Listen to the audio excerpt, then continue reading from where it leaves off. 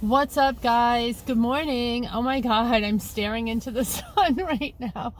I'm in my car. I'm downtown at the hospital center, medical whatever area here, and I have a couple doctor's appointments coming up, so I thought I would sorry, I'm like, my face is itchy, so I thought I would vlog it.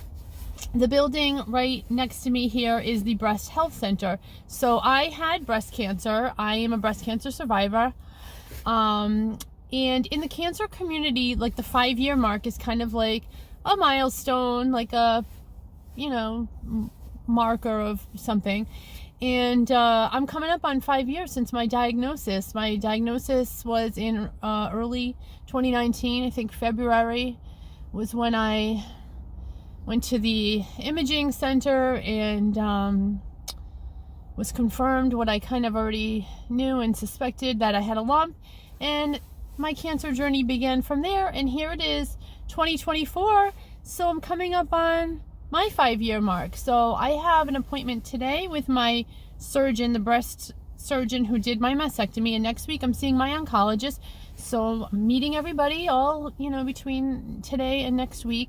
And I'm curious to see what they have to say about my care plan going forward now that I've hit this 5-year mark, and what is the plan for me going forward, and what they think about how I'm doing, and, recommendations. And basically, when I first was, after my treatment and everything that I went through in 2019, which was like surgeries, chemo, all that, you see your doctors quite frequently. I was going to see them every 3 months, and then that changed to every 6 months.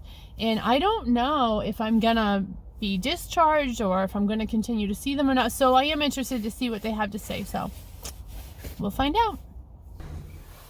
Okay, I'm in the elevator now. I just wanted to officially say hi because I had my sunglasses on and that just felt weird. So why is this not okay?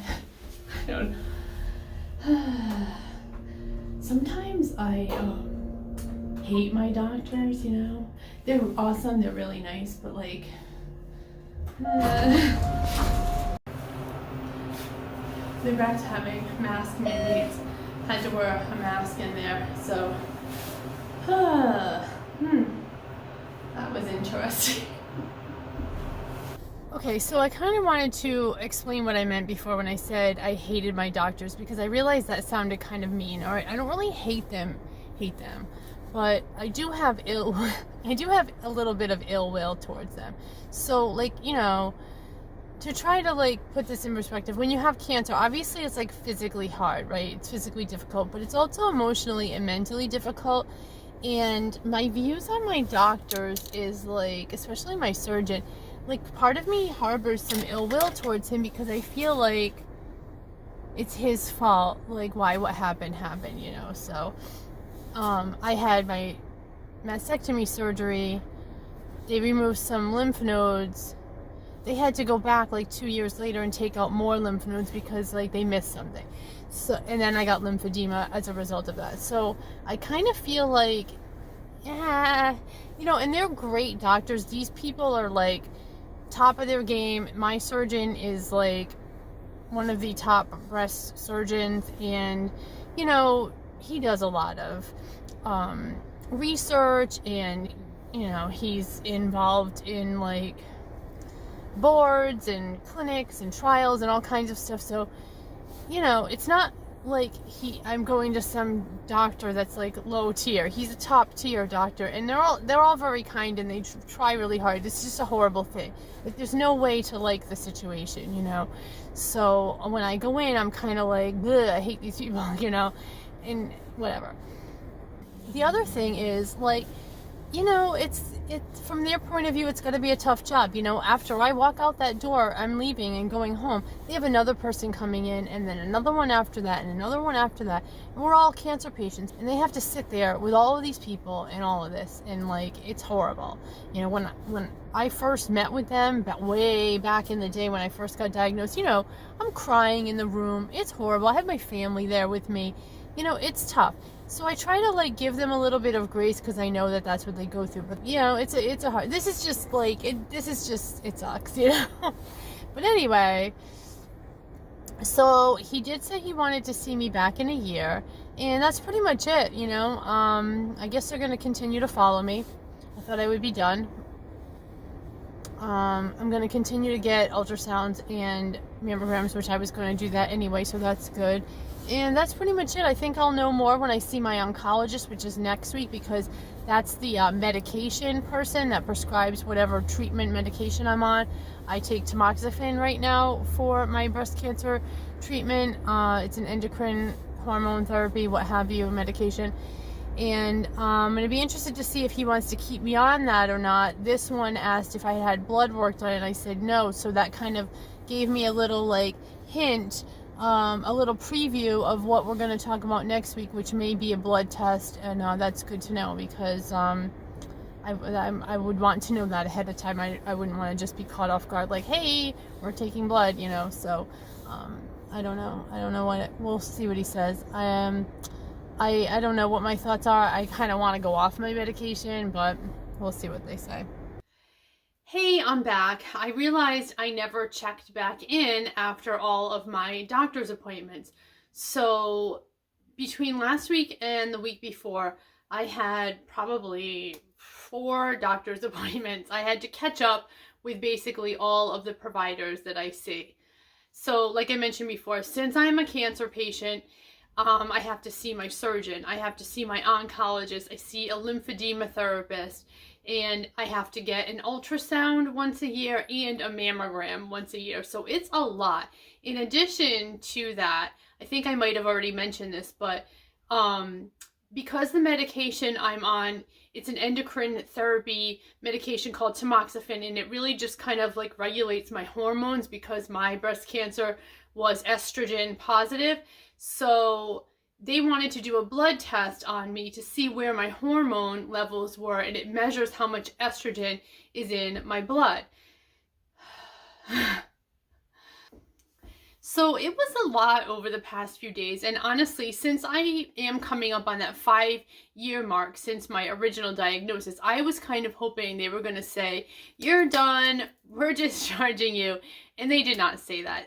They want to continue to monitor me. So anyway, the upshot is I have to still see my oncologist, I have to still see my surgeon, I have to stay on this medication, which I was kind of hoping they were going to tell me I could get off the medication, but they want me to stay on the medication and keep my estrogen levels lower for like another probably year. So I'm going to do that. I'm going to do what they said. I always follow what they say. Like, I'm not going to be like, I'm just going to stop taking my medication. Like, I would never do that. Obviously, they've gotten me this far. I'm not going to drop the ball now. If I have to stay on this medication another year or even 2 years longer, so be it. So to catch up on everything I've been doing over the past couple of weeks, so my older daughter was home from college. She was home for her winter break, Christmas break, which was actually pretty long. She came home like mid-December, and all in it ended up being like close to 5 weeks she was home. So this was a long time. She just went back. It's the middle of January. I drove her up yesterday. So it's kind of like weird because I still have one daughter in high school and one in college, and now their school calendars don't line up. So whereas my high school daughter is still on that typical high school schedule where it's like there's a February break and an April break, and the one in college is on a college schedule where there's like one spring break in March. So they went back to school at different times. They're going to end at different times. So whereas for years we tracked along, everybody was on the same school calendar. Now we have like these different schedules. Not that there's anything wrong with that. It's not like, you know, chaotic or anything, but it is a lot of balls in the air, and having my other daughter home kind of like changed things up for a while here, the dynamic in the household. But I took her back yesterday, and that was like kind of fun, and like, you know, driving her back up and helping her get back in her dorm and everything. And so now I'm just back to like my daily routine here, just trying to get caught up on laundry, trying to get caught up on housework, trying to get caught up on meal prep. I actually stopped at a supermarket on my way home from her college. I love supermarkets, and I literally have favorite ones. There's certain things I buy at one, certain things I buy at another. I don't do all my grocery shopping at once. I like go to like 3 different places pretty regularly. I don't know.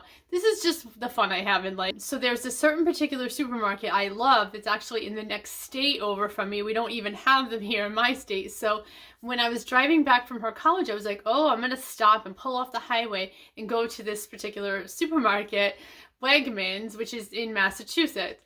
And this was pretty exciting, and I love Wegmans. So I did buy a couple things, just like a few things. I didn't really need a lot of food, but I will show my mini grocery haul that I did at Wegmans. So yeah, I really didn't need a ton of groceries, but they have an awesome prepared food section at this supermarket. So I did get a lot from over there. Also, they carry True Fruit at Wegmans, and I am addicted to these, so I had to pick up a couple packages of those. So from the prepared food section, I got this spaghetti and meatballs for my daughter. I got some butternut squash for myself. And these just come like with the little instructions on them, like cooking preparation instructions. I thought that was kind of cool. I got some raspberries, some ruby red grapefruit, some limes. This is vegetable lo mein.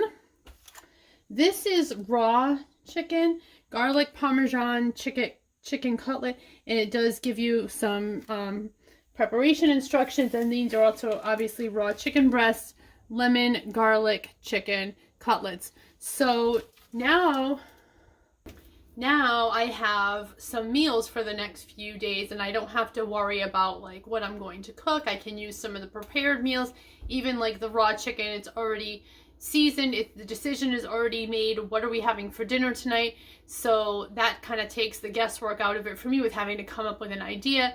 All I'll have to do is make a few sides. I have like plenty of macaroni, plenty of rice. I have some other things that I can make for sides. I have some vegetables on hand. So we are good for meals for the week, which I'm super glad about.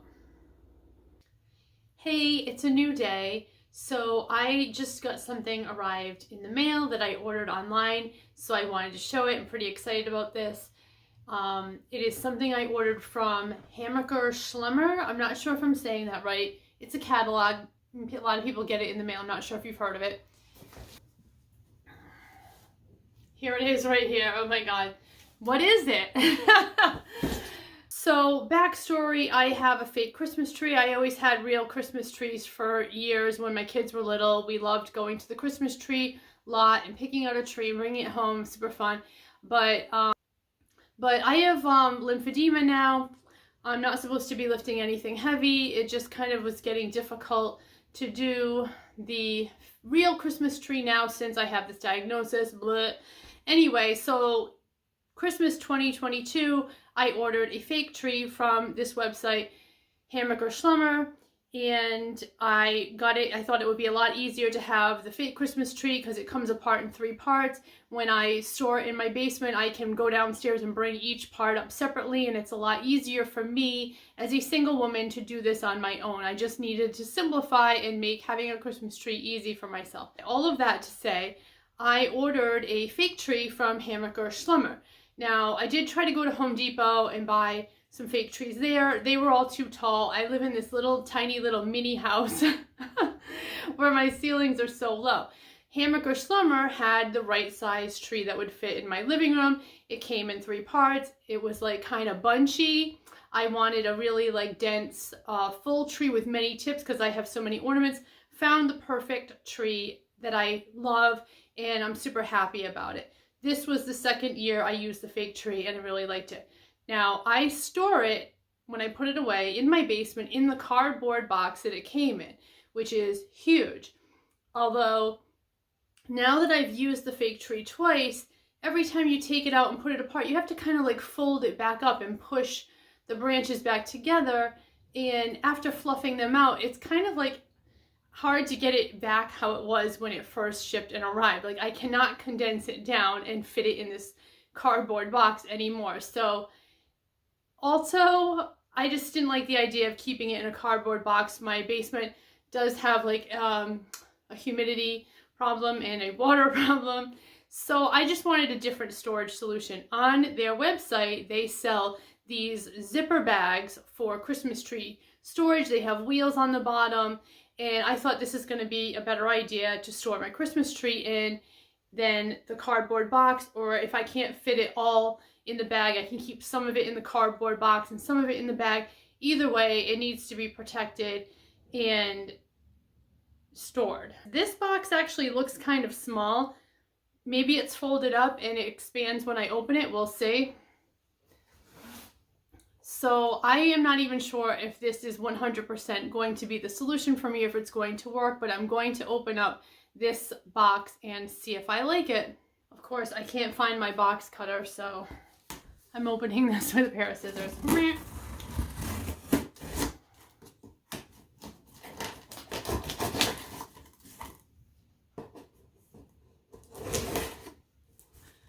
I do kind of want to know where my box cutter is. Hopefully nobody used it and misplaced it. Okay, so here it is. So this is what it is. Yeah, basically like a duffel bag for my Christmas tree. And taking it out of the box. So this is, yeah, it is folded up, so this is it. When I unroll it and open it, yeah, this is pretty big. Okay, all right. I feel a little better now, because once I saw the size of that box, I was like, I don't know about this. But yeah, this is huge. My Christmas tree is 6 feet, which is relatively small for a tree. Like I said, my ceilings are really low in my house.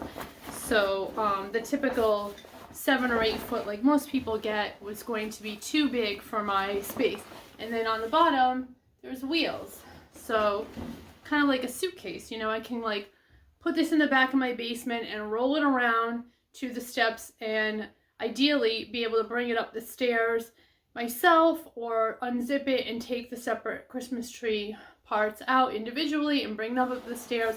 I think this is going to be a lot easier than trying to store it in the cardboard box that is shipped in.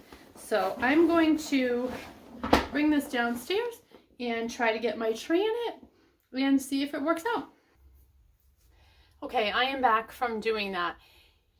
And that was a lot of work, not gonna lie. But I did manage to get the Christmas tree parts in the bag. To be honest, this is something I probably will want a second person's help with. I could do it myself. I just did do it by myself, but it was a lot of work. I think the next time I do this, I'm going to wait until one of my daughters is around, and just having a second person to kind of hold the bag open while you stuff it in would be helpful. I did manage to do it alone, which is, you know, the goal, right? I wanted to be able to have something that I could do like independently myself. So, and I love it. I love this bag. It's really cool. It's very durable, feels nice and strong. It comes with these little straps, kind of like luggage, that clip together. So if you're really stuffing it, you can like pull these straps to kind of secure it all in. There's interior straps and exterior straps, so I thought it was pretty cool. This is a pretty cool item. So in addition to that, I also made a batch of Rice Krispie treats, and I went to Starbucks. I tried something new today. I got the hazelnut oat milk shaken espresso. I like the brown sugar oat milk shaken espresso better, but the hazelnut's pretty good.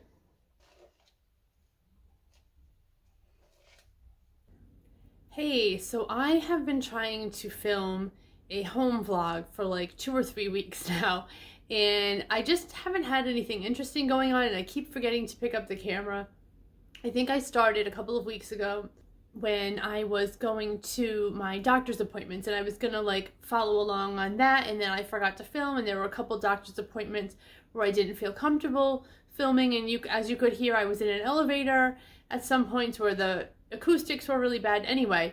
So I just really haven't had anything interesting going on, and now we're in February. I started doing a home vlog in January, and what have I been up to? Trying to think.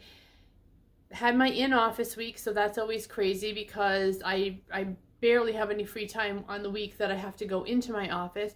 started running again. I did a 5K on January 1st, and then I ran for a couple weeks after that, and then I kind of fell off. It was cold, and I did use that as an excuse to not run, even though I'm running in a gym.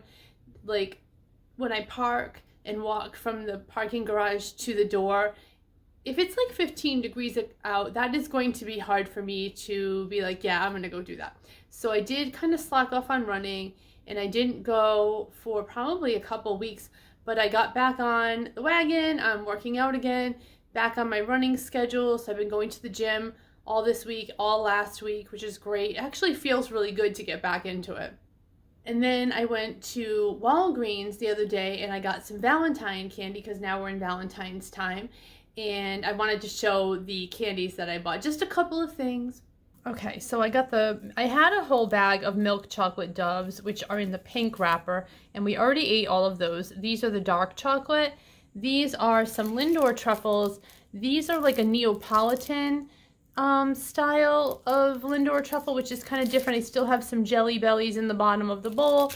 And then these are the caramel doves, which have milk chocolate on the outside. And when you bite into them, it's caramel on the inside. They have like fun letters on them, so you can like make words, whatever.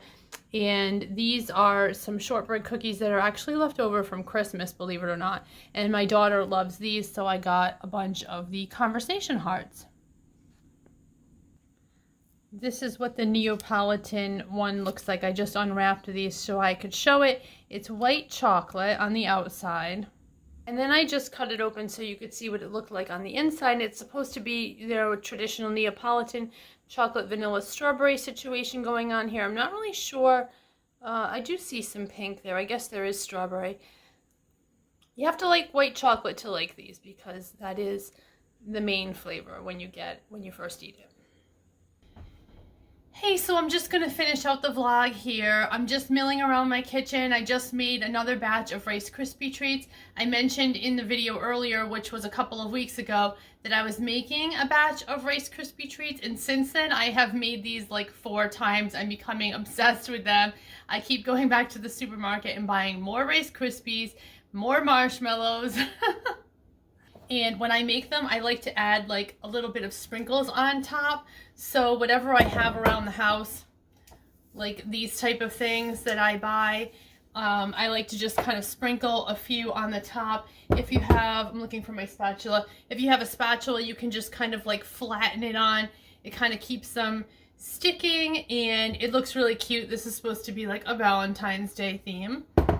So thanks for watching and following around. I hope this vlog wasn't too all over the place, but it's just kind of a little like peek into what I've been up to over the past few weeks. It is February now. I hope everybody has a great week, and I hope you enjoyed Valentine's Day, which as I'm filming this is tomorrow. Happy Valentine's Day to all. Lots of love to everybody. If you like these videos, please give it a like. If you're not subscribed, I'd love to have you add me to your subscription list. Thanks again for watching, guys, and I'll see you in the next one. Bye!